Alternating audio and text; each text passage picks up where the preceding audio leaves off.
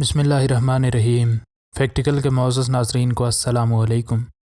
ناظرین محترم، جدید دور کی سائنس قدرت کے کچھ پراسرار رازوں سے آج تک پردہ کشائی نہیں کر سکی، اور ان رازوں کے بارے میں صرف اللہ کی پاک ذات ہی جانتی ہے۔ ایک جنگلی چیتے اور اس کے شکار یعنی گائے کے درمیان موجود رشتہ ایسا ہی ہے۔ یہ چیتا روزانہ اس گائے سے ملنے آتا، اور جب اس معاملے کی تحقیقات کی گئیں تو کیا وجہ نکلی، اس سب کے بارے میں ہی آج ہم ناظرین کو آگاہ کریں گے۔ لیکن اس سے پہلے کہ ویڈیو کو مزید آگے بڑھایا جائے، اگر آپ فیکٹیکل کے نئے ناظرین میں سے ہیں تو ہمارے چینل کو سبسکرائب کر لیں۔ ناظرین محترم، یہ واقعہ 2002 کی گرمیوں میں بھارت کے وڈودرا نامی شہر سے تقریباً 40 کلومیٹر دور انتولی نامی گاؤں میں پیش آیا۔ اس علاقے کے اکثر لوگ گنے کی کاشت کرتے تھے، اور ان کی فصلوں کو اکثر اوقات سور، چوہے، گیدڑ، خرگوش اور ہرن نقصان پہنچاتے تھے۔ لیکن پچھلے کچھ سالوں سے ایسا کوئی جانور ان کی کھیتوں کا رخ نہیں کر پایا تھا، اور اس کی وجہ تھی ان کے کھیتوں میں گھومنے والی یہ مادہ چیتا، جو کہ اب ان کے گنے کے کھیتوں میں ہی رہتی تھی، اور گاؤں والے اس کو انہی کھیتوں میں رکھنے کے لیے بعض اوقات اپنی پالتو بکریاں بھی ذبح کر کے پھینک دیتے تھے۔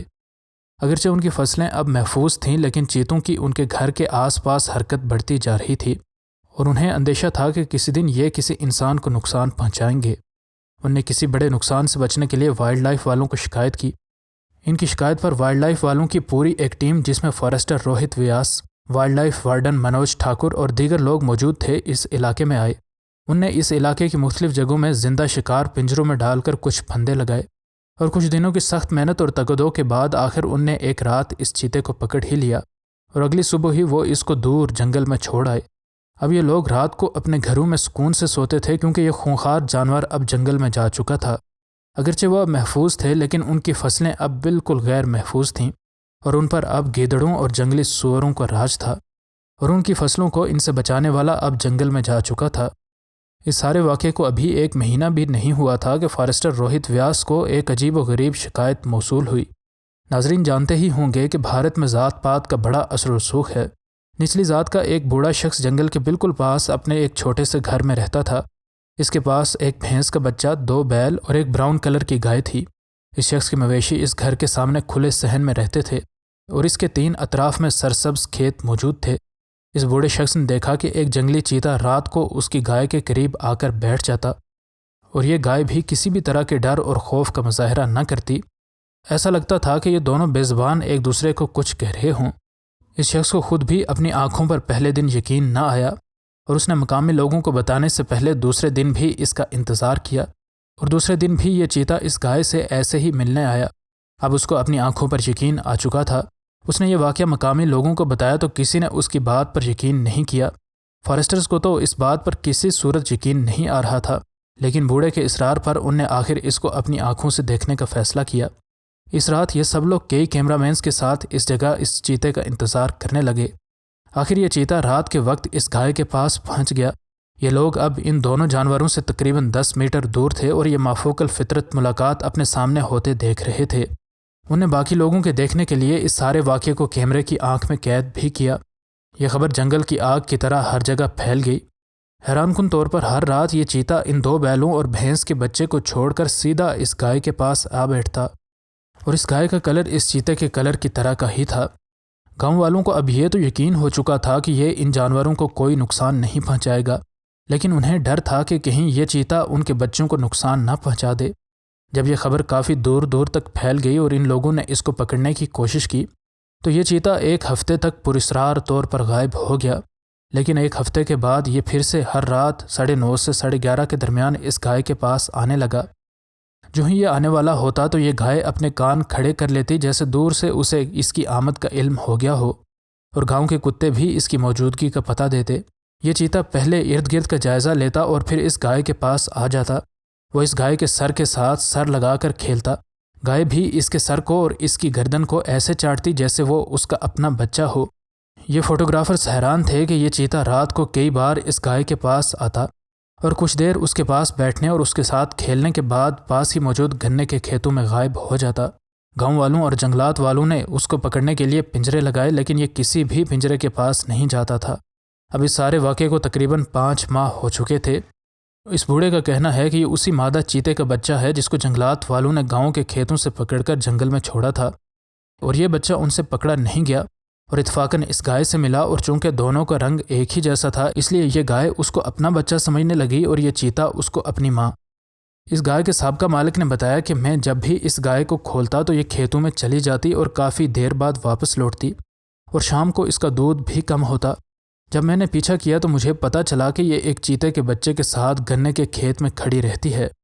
میرے وہاں پہنچنے پر یہ چیتا تو بھاگ گیا، لیکن آج بھی یہ چیتا اپنی اس غیر فطری ماں سے ملنے آتا ہے۔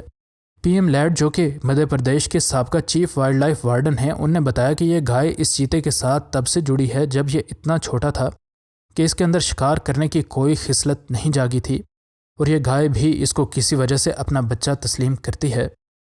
ایسی ہی کہانی اس مادہ ٹائیگر کی بھی ہے، جو کہ روسی فوج کے کچھ سپاہیوں کے پاس مدد لینے آئی، لیکن ان سپاہیوں نے اس کے ساتھ کیا سلوک کیا اور اس واقعے کا کیا نتیجہ نکلا، یہ سب بڑا ہی دلچسپ ہے۔ ناظرین گرامی، جانور کس قدر ہوشیار اور عقلمند ہوتے ہیں اس بات سے کوئی ناآشنا نہیں ہے، اور ضرورت پڑنے پر وہ انسانوں کی مدد حاصل کرنے کی کوشش کرنے سے بھی پیچھے نہیں ہٹتے۔ روس کے اس یک بستہ علاقے میں سردیوں کا موسم ان ڈیوٹی پر مامور فوجیوں کے لیے بڑا ہی سخت ہوتا ہے۔ اگرچہ اس علاقے میں ان فوجیوں کو دشمن کا خوف نہیں ہوتا، لیکن اس علاقے کا سخت موسم اور آبادی سے دوری اس علاقے میں ڈیوٹی کو بہت ہی مشکل بنا دیتی ہے، اور اس کے علاوہ جنگلی اور خونخوار جانوروں کا خطرہ پہلے سے مشکل فوجی ڈیوٹی کو مزید مشکل بنانے کے لیے کافی ہے۔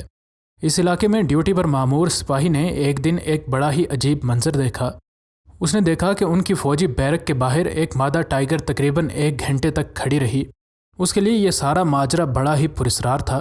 پہلے تو اس نے سوچا کہ شاید یہ بھوکی ہو، لیکن انہیں یہ پتہ چلنے میں کچھ دن لگ گئے کہ یہ مشکل میں گرفتار ہے اور مدد کے لیے پکار رہی ہے۔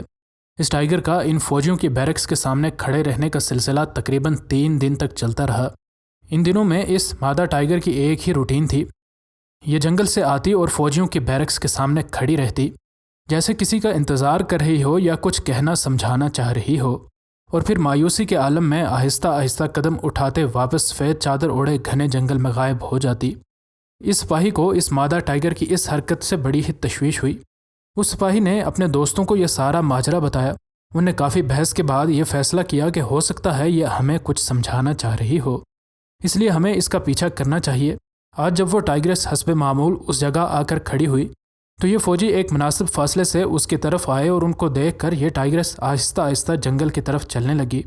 اس دوران وہ بار بار پیچھے مڑ کر بھی دیکھتی، جیسے اس بے زبان کا یہ اشارہ ہو کہ میرا پیچھا کرتے رہو۔ اب یہ لوگ اس کے پیچھے تیز تیز قدم اٹھاتے چل رہے تھے۔ اب یہ مادہ ٹائیگر جنگل کے گھنے حصے میں داخل ہو چکی تھی، اور ان سپاہیوں کو بھی یقین ہو چکا تھا کہ یہ ان کی کسی معاملے میں مدد چاہتی ہے۔ ان کے دل کے کسی کونے میں اس بات کا خوف بھی موجود تھا کہ نہ جانے کب اس مادہ ٹائیگر کا موڈ بدل جائے، اور اس سے پہلے کہ ہم کچھ کر سکیں یہ ہمیں اپنا لقمہ بنا چکی ہو۔ موسم کی شدت اب ان کے لیے چلنا محال کر رہی تھی، لیکن ان سپاہیوں کا عزم آج پختہ تھا، اور وہ اس راز کو جاننے کے لیے موسم کی پرواہ کیے بغیر اس کے پیچھے چلتے رہے۔ ان کو اس گھنے جنگل اور برف کی موٹی تہہ پر چلتے ہوئے تقریباً 3 گھنٹے ہو چکے تھے۔ ان میں سے ایک سپاہی آخر بول پڑا کہ ہمیں اب واپس جانا چاہیے، کیونکہ مجھے کچھ ٹھیک نہیں لگ رہا۔ ہوتا ہے یہ ٹائیگرس ہمیں کسی طرح پھنسانا چاہ رہی ہو، یا پھر ایسا بھی ہو سکتا ہے کہ آگے اس کے گروہ کے اور بھی ٹائیگر گھات لگا کر بیٹھے ہوں اور ہمیں اپنا شکار کر لیں۔ دوسرے سپاہی نے کچھ سوچ کر اپنے ساتھی کو کہا کہ ہم کافی دیر سے اس کے پیچھے چل رہے ہیں، اگر ہم ابھی واپس چلے گئے تو ہماری ساری محنت ضائع ہو گئی، اس لیے تھوڑا سا اور چل کر دیکھتے ہیں، کیا پتہ ہمیں پتہ چل ہی جائے کہ یہ سارا ماجرا کیا ہے۔ ہاتھ سے اشارہ کر کے اس نے بتایا کہ اگر اس جگہ تک ہمیں کسی چیز کا سراغ نہ ملا تو پھر میں تمہیں آگے چلنے کا نہیں کہوں گا اور ہم واپس آ جائیں گے۔ اسی اثنا میں اچانک انہیں دور کسی زندہ چیز کی حرکت نظر آئی، جسے دیکھ کر ان نے اپنی بندوق سیدھی کر لی، کیونکہ انہیں اب اندازہ ہو چکا تھا کہ وہ مطلوبہ جگہ تک پہنچنے والے ہیں۔ انہوں نے غور کیا تو انہیں سمجھ آئی کہ یہ کوئی شکاری ہیں جن کے ہاتھ میں ایک ہرن ہے، اور وہ اس ہرن کو اٹھا کر اس جھونپڑی میں داخل ہو گئے۔ اب ان دونوں سپاہیوں کو کچھ معاملہ سمجھ آ رہا تھا۔ انہیں ان کی نظر میں آئے بغیر ایک طرف سے چھپ کر اس جھونپڑی میں داخل ہونے کا فیصلہ کیا۔ چھپتے چھپتے وہ اس جھونپڑی میں پہنچ گئے، اور اس کے بعد وہ پوری رفتار کے ساتھ اس جھونپڑی میں گھس گئے۔ آگے ان نے جو دیکھا وہ دیکھ کر کسی کا بھی دل موم ہو جائے۔ ان نے جھونپڑی میں 3 چینی شکاریوں کو دیکھا جو کہ غیر قانونی شکار کرنے اکثر ان کی سرحد میں گھس آیا کرتے تھے، اور ان کے پاس فرش پر 3 مرے ہوئے ہرنوں کی لاشیں بھی پڑی تھیں۔ انہیں ابھی تک اس مادہ ٹائیگر کی ان کو اس جگہ تک لانے کی وجہ نہیں پتہ چلی تھی۔ ان نے ان تینوں شکاریوں کو گرفتار کر لیا اور اس جھونپڑی کی تلاشی لینے لگے۔ تلاشی لینے پر انہیں ایک کونے میں ایک چھوٹا سا پنجرہ نظر آیا جس میں ٹائیگر کے 2 معصوم سے بچے موجود تھے۔ اب ان کو اس مادہ ٹائیگر کی ان سے مدد کی کوششوں کی وجہ پتہ چل چکی تھی۔ ان نے ان دونوں بچوں کو باہر لا کر آزاد کر دیا اور آن کی آن میں وہ اپنی منتظر ماں سے مل چکے تھے۔ مزید نئی ویڈیوز کے لیے ہمارے چینل کو سبسکرائب کر لیں۔ انشاءاللہ ملتے ہیں اگلی ویڈیو میں۔ فی امان اللہ۔